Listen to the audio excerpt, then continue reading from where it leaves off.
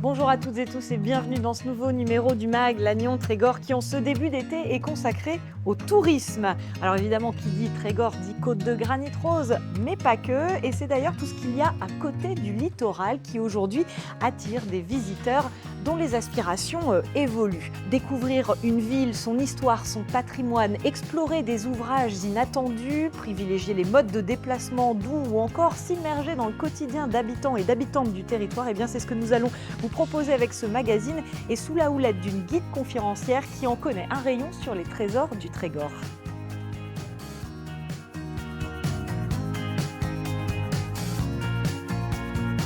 Bonjour Morgane. Bonjour. Alors on n'a pas choisi cette place du Général Leclerc par hasard pour commencer cette émission, mais avant d'y revenir, je voudrais que vous me parliez des visiteurs qui choisissent donc le Trégor comme lieu de villégiature. Déjà, combien sont-ils et qui sont-ils ?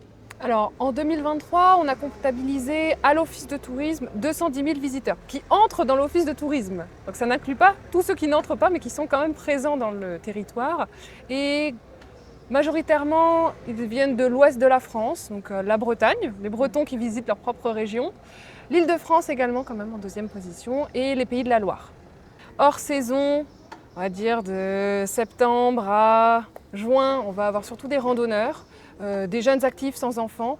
Et juillet-août, c'est le temps des familles donc qui viennent se reposer et découvrir le Trégor et toutes les structures de loisirs pour passer du bon temps. Ces visiteurs qui finalement évoluent un petit peu dans leurs aspirations, qu'est-ce qu'ils viennent chercher quand ils choisissent le Trégor ? Eh bien, l'intérêt du Trégor, c'est qu'on peut tout avoir dans un périmètre d'une vingtaine de kilomètres. Donc ça demande d'être en voiture pour tout découvrir, mais on va voir la côte qui historiquement était quand même le premier point d'entrée de la découverte du territoire, le littoral, les stations balnéaires. Mais aujourd'hui, en 2024, on découvre le Trégor dans toute sa diversité, sous toutes ses facettes, tant dans sa partie de littoral que rurale ou urbaine, comme ici à Lannion. Oui, parce qu'ici, il y a un patrimoine quand même assez incroyable qu'on a envie de découvrir. J'en reviens donc à cette place du centre-ville qui recèle quelques curiosités quand même. On est ici, oui, sur la place du Général Leclerc. Alors si vous voulez passer pour un bon Lagnonnais, on l'appelle place du centre. Sinon, ça dit tout de suite que vous n'êtes pas d'ici. Là, c'est vraiment la place centrale du cœur de ville de Lannion, historiquement. Et c'est là où on va retrouver quelques-unes des plus belles maisons à pans de bois du territoire, comme celle qui est juste derrière nous. Oui, et puis qui est très jolie, qui a été restaurée récemment. Voilà, c'est ça. La difficulté avec les maisons à pans de bois, c'est qu'elles ont leur âge. Elles datent entre 1600 et 1630, donc elles sont un peu anciennes. Et on a la chance d'avoir quelques propriétaires qui ont le courage de les restaurer. Et ici, avec un très joli bleu de Prusse. Il y a aussi à quelques pas, juste à côté, les halles centrales qui sont aussi une vraie source d'attrait pour les locaux et pour les visiteurs. Oui, ça permet d'avoir des produits frais tous les jours, du mardi au samedi. Les Halles, qui est aussi un bâtiment historique qui date de 1905, donc style art déco, qui ont remplacé les anciennes halles en bois qu'on avait juste ici sur la place du Général Leclerc avant ça. Voilà, donc des curiosités qui se découvrent ici à Lannion, mais vous l'avez dit, il ne faut pas renoncer à l'attrait du littoral et je vous propose d'aller justement le découvrir, mais à vélo et toujours avec des conseils et des petites anecdotes avisées. Regardez. On va remonter tranquillement jusqu'au bourg de Trégastel. Après, on va s'enfoncer, on va traverser le golfe de Saint-Sanson, on va aller jusqu'à une petite chapelle qui est assez caractéristique du coin. Et on revient tranquillement, bord de mer, pour faire la Grève Blanche. Vous êtes prêts ? Ouais. Allez, on y va. Ouais. Alors moi, c'est Yann. Je suis propriétaire avec ma femme de la Société des vélos de la baie. On a mis en place en fait des randonnées accompagnées à vélo électrique. L'idée, c'est de faire vraiment découvrir des petits coins sympas, des petits coups de cœur. Et les gens me disent, ouais, on ne serait jamais venu là, quoi. On n'aurait pas fait ça, et donc c'est vrai que ça plaît, quoi. Alors voilà, ici on est sur la plage de Tourouni. Alors c'est vraiment un spot magnifique, on est au plein cœur de la côte de Granit Rose. En face de nous, vous voyez la petite île, c'est l'île de Costa Aires. Alors en breton, Costa Aires, ça veut dire la vieille sécherie. C'était utilisé avant par les pêcheurs. Il y a des choses que je ne vois plus parce que je suis d'ici. En fait, c'est les vacanciers, c'est les promeneurs qui me disent wow, c'est magnifique. Et en fait, même à travers leur regard, je redécouvre aussi ma région, quoi. Donc ici, on arrive au port de Ploumanac. Le fait de faire la randonnée à vélo électrique, ça permet en fait d'avoir un groupe qui est uni. Ça crée une cohésion aussi. Et on est plus attentif finalement à pouvoir regarder le paysage que d'être en train de reprendre son souffle. Je pense que les gens qui réservent une balade à vélo, ils ont envie de découvrir le coin avec quelqu'un qui le connaît. C'est l'insouciance en fait, on ne va pas gérer du tout son emploi du temps de l'après-midi, on ne va pas chercher à se dire il faut passer par-ci, par-là, on fait confiance au guide. Le fait de s'arrêter, de faire des pauses, de commenter, ça donne un petit peu de contenu aussi à la randonnée. Comme dans tous les bourgs avant, il y avait le pèlerinage, donc on montait en procession et puis on faisait le tantad ici, vous savez, le feu de joie, le jour du pardon. Le sentiment généralement que les gens me disent en fin de randonnée comme ça, c'est on s'est vraiment bien vidé la tête, quoi. En fait, on s'est bien lâché, on s'est occupé de rien et le temps passe très très vite en fait.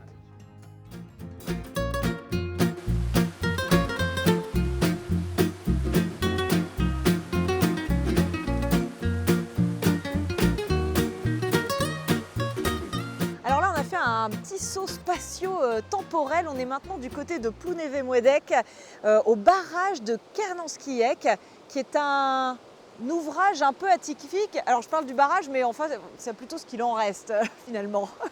Qu'est-ce qu'il a de si particulier ce lieu pour que vous décidiez d'en proposer une visite, Morgane?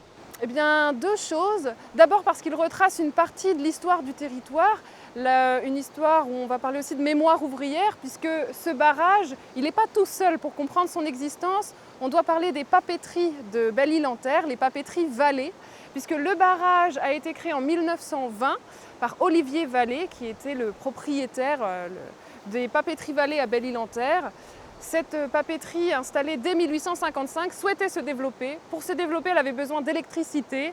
Et à l'époque, en 1920, ça se fait, quand on est un riche entrepreneur, d'installer un barrage sorti de nulle part au milieu du fleuve. Oui, il faut se représenter, c'était un ouvrage assez gigantesque. Il n'était pas si massif. Si vous imaginez d'autres barrages qu'on peut connaître en France, on est sur un ouvrage moyen, mais qu'on ne voit plus aujourd'hui.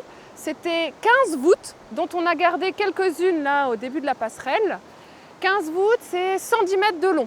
Donc, des deux côtés des coteaux de la vallée. Une retenue d'eau sur 2 km de long. Et une retenue d'eau qui n'existe plus, puisqu'on a laissé depuis 1996 le fleuve retrouver son lit.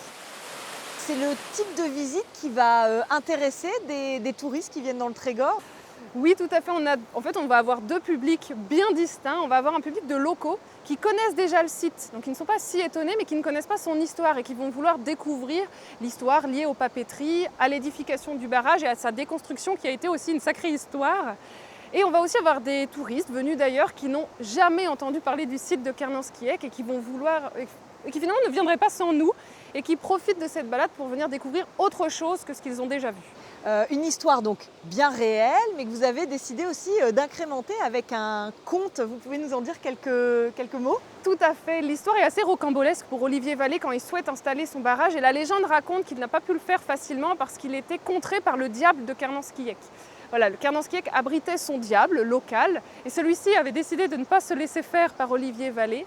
Alors, comme vous le voyez, le barrage a bien été installé, donc c'est qu'Olivier a gagné une bataille, mais on raconte que le diable rit toujours à Kernanskiek et qu'on peut entendre son rire résonner dans la vallée. Il n'est jamais très loin. Merci Morgane. Alors tout de suite, on va reprendre pied avec une autre réalité, mais une visite tout aussi originale, puisque du côté de Pleumeur-Baudou, les trois associés de la ferme de Kernéan ont décidé d'ouvrir leurs portes et de faire découvrir leur quotidien d'éleveurs porcins aux visiteurs. Regardez ce reportage signé Anne Burlot. Ensuite, vous avez différents types de fromages blancs, brebis, vaches.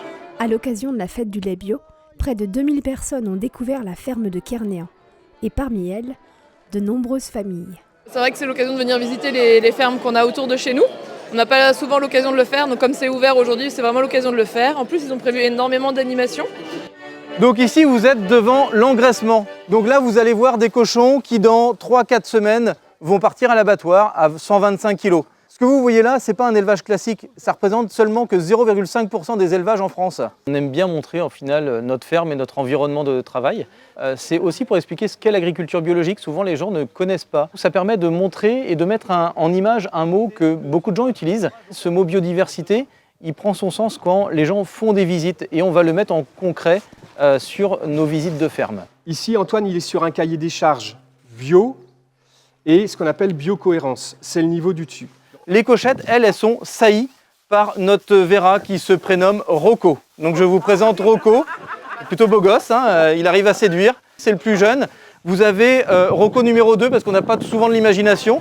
Ah, mais c'est très très intéressant, comme voilà, jusqu'à maintenant je ne connaissais pas grand chose sur les animaux, sur les cochons, donc j'ai appris plein de choses sur l'élevage et la suite. C'est ce qu'on a dans l'assiette et c'est tellement important, je trouve, pour nos générations futures, quoi, qu'ils apprennent à bien manger et pas n'importe quoi et pas n'importe où. Donc là, on est sur une porte ouverte, donc c'est un peu exceptionnel.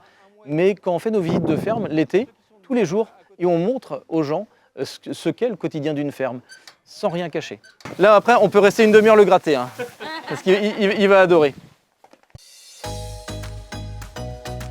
Alors Morgane, ce type de visite un peu inattendue, elle se développe sur le territoire. Hein. Oui, on en propose de plus en plus. L'idée, c'est aussi de faire sortir de leur zone de confort les visiteurs en créant la surprise, puis sortir des sentiers battus et s'écarter un petit peu de la côte et des sites ultra prisés touristiques. Aller voir autre chose. Alors ici, on est de retour à Lannion, dans la venelle des 3 avocats. Alors souvent, il y a un lien entre l'histoire et le nom d'une rue. Donc ici, il y avait 3 avocats. Alors, oui, peut-être. En tout cas, c'est une des plus vieilles venelles de la ville de Lannion.